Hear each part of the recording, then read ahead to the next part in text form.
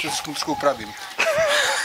Jsem spolknul... Co jsi spolknul, chlapče? Mušku a normálně ta muška chutnala vanilkově, jako, Ty vole, jak je to možné? To byla strašná perda, jako, a tak jsem mu to ještě vyplivnul, říkám, ochutám mu ještě z druhé strany a furt chutnala vanilkově, škoda, že nevím, co bylo za mušku, jako.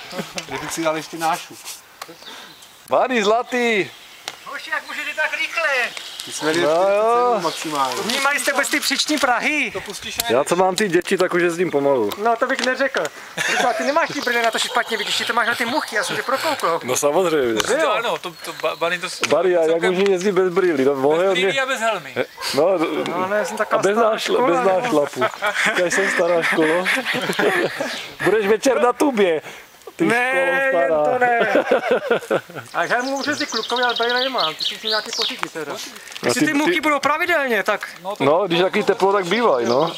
Ty ale bez toho, to je peklo. V pohodě, ale potom, když trefíš třeba nějakého čmelánka, No ty vole. nebo něco takového většího, tak to je raná jak svině. A to pustí ještě.